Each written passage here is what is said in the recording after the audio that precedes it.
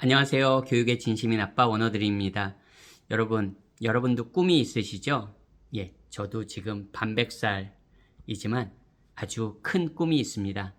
여러 가지 꿈이 있지만 그 중에 제 가장 큰 그 꿈 중에 하나는요, 누군가 저에게 뭘 하고 싶으세요? 그렇게 물어보면 저는 몇 년 전부터 끊임없이 국제학교를 한번 만들어 보면 좋겠다, 그런 생각을 합니다. 솔직히 누군가에게는 말도 안 되는 소리죠. 네. 학원 하나도, 예, 학원 하나 차리는 것도 쉽지 않은데, 저는 근데 학원을 차린다는 생각을 거의 해보지 않았습니다. 학원 강사 생활을 오래 했지만 학원을 차린다는 생각은 거의 하지를 않았어요. 물론 이제 살아야 되니까 뭐 생각을 안 해본 거는 아니었지만 저는 늘 국제학교를 만들어 보고 싶다는 생각을 많이 합니다. 지금도 그렇습니다. 한때는 좀 진짜 이렇게 적극적으로 생각했을 때도 있지만 지금은 사실 그런 단계는 아닙니다. 많이 좀 가능성이 굉장히 희박해졌다고 생각하고 있었어요. 근데 어느 순간부터 정말 나랑 같은 그런 교육 철학을 공유하는 부모가 한 100분 정도 된다면 왜 우리 대안학교 만들듯이요, 이렇게 십시일반하는 거죠. 그래서 한 나와 같은 이런 철학을 공유하는 부모가 한 100명 정도 있다면 우리가 한번 서로 똑같이 힘을 합쳐가지고 그런 학교를 만들 수 있지 않을까, 그런 생각을 요즘 간혹 하게 됩니다. 그리고 뭐 현실성이 전혀 없다고 생각될 수도 있겠지만 또 어떻게 보면 또 압니까? 저와 같은 이런 생각들을 자녀 교육이나 영어 교육이나 이런 거에 있어서 분명히 저와 같은 생각을 하시는 분들이 소수지만 있을 것 같다는 생각을 합니다. 그리고 이런 한국의 지금 현재 교육 현실을 생각할 때는 저는 충분히 가능성이 있다고 생각합니다. 그냥 우리 한국에서 일반 아이들 꼭 뭐 영어 유치원이 아니더라도 영어 유치원들도 꽤 많이 보내시고요. 관심 있으신 분들은 뭐 영어 교육이나 이런 거에 관심 있으신 분들은 영어 유치원들도 보내시는 게 사실이고요. 적어도 초등학교 저학년 때부터는 많은 아이들이 어쨌든 동네 영어 학원이라도 다니는 아이들도 꽤나 많습니다. 그리고 중고등학교에 가게 되면 뭐 꼭 영어뿐입니까? 학교 영어 시험 대비 수업하는 학원들도 다니고, 네, 여러 가지 영어 학원들을 다닙니다. 또 뭐 대부분 이제 입시와 관련된 뭐 이제 고등학생들은 대부분 수능이나 이런 거 강의겠죠. 예, 어쨌든 영어 교육에만 있어도 학원을 많이 다니는 게 현실입니다. 그리고 뭐 수학은 안 그렇겠습니까, 여러분? 근데 제가 늘 말씀드리지만 저는 좀 저희 아이들이 영어로 교육을 받았으면 좋겠습니다. 한국 아이면서 영어를 불편하지 않는 아이들. 저는 제가 생각하는 가장 바람직한 언어적으로 한국 아이로서의 정체성을 확실히 가지고 있으면서 영어가 불편하지 않은 아이들. 즉 뭐 영어를 꼭 미국인처럼 해야 된다는 거 아니잖아요. 꼭 영어를 영국 아이처럼 그렇게 액센트로 해야 됩니까? 한국 아이들이? 저는 그렇게 생각하지 않습니다. 말레이시아에서도 보지만 말레이시아 그 어린 국제학교 다니는 학생들 영어 참 잘합니다. 그리고 참 똘똘합니다. 제가 볼 땐.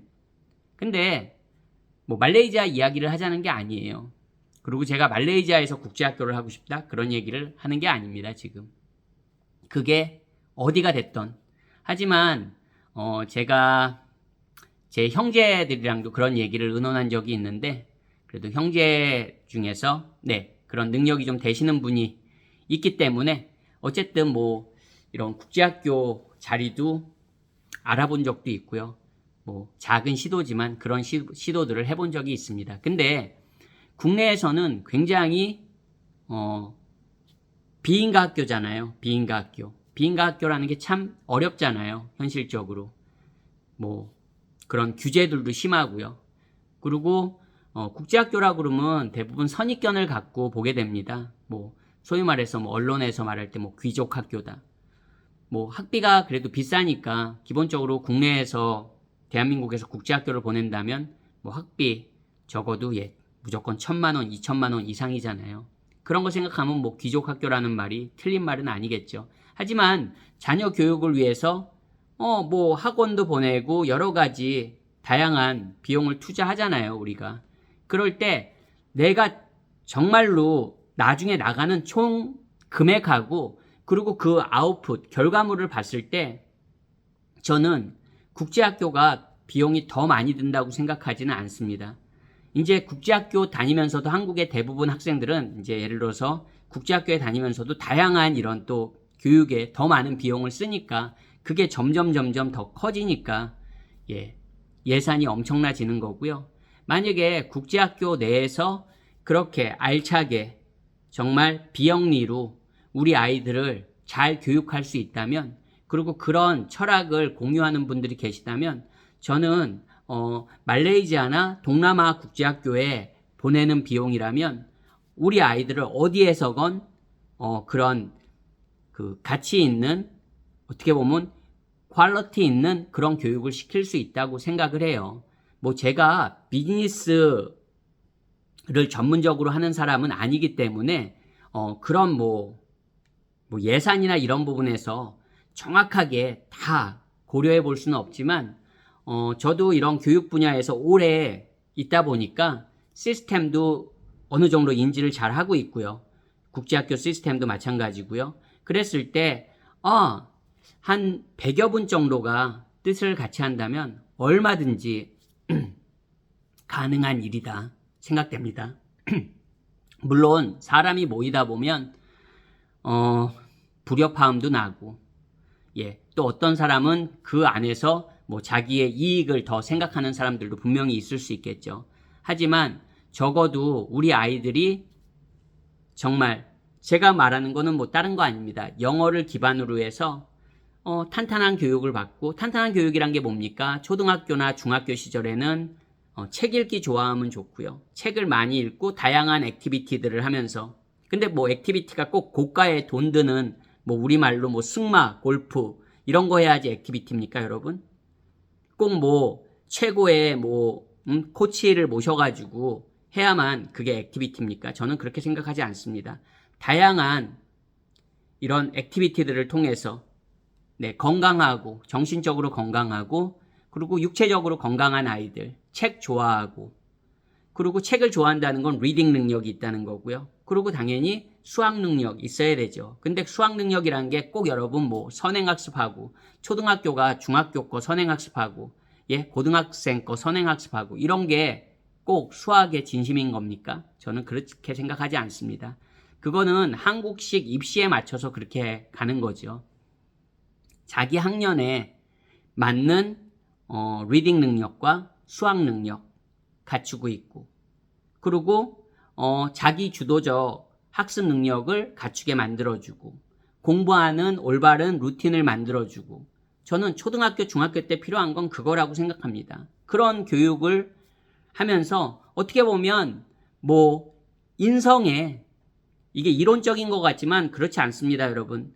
아이들이 공부에 너무 치이지 않으면 당연히 스트레스가 적어지게 됩니다. 그러면서 다양한 활동들을 하다 보면 아이들이 우리가 생각할 때 좀 순해지고 저는 정서적으로도 굉장히 좋다고 생각합니다. 그런 교육을 받고 고등학교 때는 그래도 저도 한국 사람입니다, 여러분.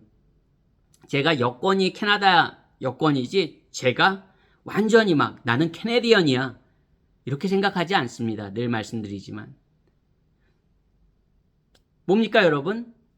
공부시켜야 되잖아요. 고등학교 때 되면 고등학교 때는 공부 열심히 해야 됩니다. 그게 뭐 다르게 열심히 하는 게 아니고 이제 자기가 목표라는 대학에 자기가 목표라는 그런 전공에 공부하려면 고등학교 때는 공부 열심히 해야죠. 그럼 고등학교 때까지 공부 열심히 시켜가지고 원하는 진로에 보내줄 수 있는 그런 학교. 예전에는 막연한 꿈이라고만 생각했는데 물론 뭐 당장 1년 안에 2년 안에 그런 게 현실화될 수 있다고는 전혀 생각하지 않습니다. 만약에 가능하더라도 그게 10년 뒤가 될 수도 있고요. 뭐 5년 뒤가 될 수도 있고 아니면 전혀 열매를 맺지 못할 수도 있고요. 하지만 가능하지 않을까? 정말 한국처럼 부모님의 교육열이 높은 나라가 전 세계에 많지 않습니다. 근데 그 교육열을 좀 더 좋은 쪽으로, 긍정적인 쪽으로 우리가 투자해서 긍정적인 쪽으로 나간다면 아이들에게도 훨씬 더 저는 좋을 것 같다는 생각을 합니다. 어떤 분은 아이, 당신이 뭘 알아? 뭐 교육에 대해서 뭘 알아? 여러분, 뭐 꼭 다 교육학만 전공했다고 해서 다 올바른 교육자가 되는 건 아닌 것 같습니다. 저도 이런 교육 쪽에 한 20여 년 이상 일하면서 정말 다양한 분들을 봅니다. 다양한 분들을 봅니다. 꼭 뭐 교육학 박사여야지만 교육학 박사는 아니더라고요. 늘 말씀드리지만 저는 그냥 취미가 교육입니다. 영어 교육과 그리고 이런 유학 이런 부분에 그냥 모든 관심이 다 집중되어 있습니다. 그러다 보니까 어떤 전문가가 저한테 얘기해도 저는 제가 자신이 있습니다. 제 분야에 대해서는 누구를 만나도 자신 있습니다.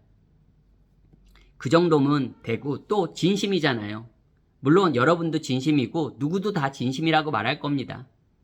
하지만 자기는 압니다. 자기 자신은. 남은 착각할 수 있고 오해할 수도 있지만요. 자기 자신은 정말 자기 자신을 그래도 압니다. 자기가 자기 자신을 진짜 자기 속마음도 모를 정도면 그거는 둘 중에 하나겠죠. 예. 그 두 가지가 뭔지는 굳이 뭐 얘기하지 않겠습니다.